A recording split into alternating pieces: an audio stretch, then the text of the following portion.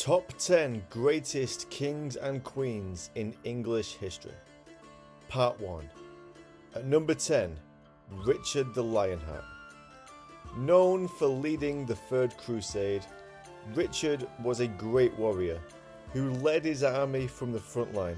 Putting himself in great personal danger, he believed it was his destiny to recapture Jerusalem for Christendom, and he was temporarily successful in 1191, but it was logistically impossible for the Crusaders during this time to hold Jerusalem long term.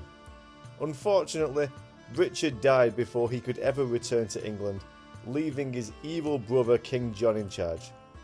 If Richard had returned, who knows how great he could have been.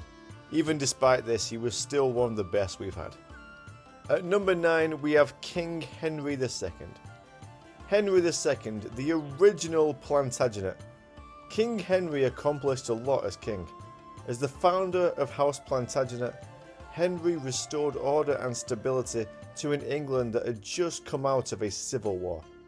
This was not easy to do, and it often gets overlooked. Henry implemented important legal reforms, including the establishment of common law and the development of the jury system, which laid the groundwork for the English legal system as it exists today. Henry's reign was also marked by his efforts to curb the power of the church, most famously through his conflict with Thomas Becket, the Archbishop of Canterbury. Despite Henry's turbulent personal life and struggles with his sons, his reign was instrumental in shaping the future of English governance and law. He is often overlooked, but honestly he was truly one of England's best. Coming in at number 8, we have my personal favourite, Queen Elizabeth II. The Queen, as I have always called her, is England's longest reigning monarch. She has jumped out of aeroplanes, decolonised Africa and the Caribbean, served in the armed forces, set up charities, and just been great. The Queen never stopped doing her duty even at the end, a true inspiration to us all, and like I said, she's my personal favourite. However, that doesn't get her to number 1 just because she's my favourite. Number 7 is Queen Victoria. Queen Victoria was so good that she literally had an era named after her. The Victorian era saw the height of the Industrial Revolution, which propelled Britain to unprecedented economic and industrial dominance never seen before. The British Empire expanded significantly, becoming the largest empire in history, ever. Queen Victoria's reign was also marked by significant social and political reforms, including advancements in education, workers' rights, and public health. Despite facing personal tragedies, such as the death of her husband, Prince Albert, Queen Victoria maintained a strong and stable monarchy, symbolising continuity and stability during a time of rapid change. Number 6. King Edward I. Also known as Longshanks and the Hammer of the Scots, the original Edward was truly a great man. Edward conquered Wales.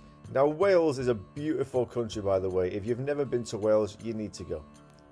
After the conquest, the Statute of Rhuddlan formalised English control over Wales, incorporating Welsh territories into the English legal and administrative system, which is still in effect today.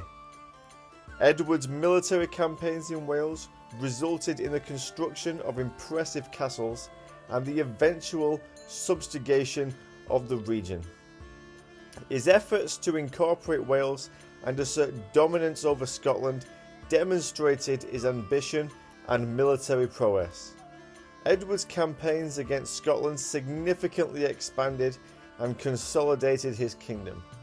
Longshanks is renowned as a formidable and effective king whose actions had a lasting impact on England and its neighbouring regions. The movie Braveheart doesn't really do him justice. He is widely regarded as a great king who made considerable architectural contributions to England, and his legal reforms, including the establishment of the Statutes of Westminster, laid the groundwork for English common law. Edward I's reign was marked by his strong leadership, administrative reforms, and significant contributions to the shaping of the British Isles. So that concludes part 1 to this video. I am going to work on part 2. Hopefully it should be here next week. Thank you very much. Take care.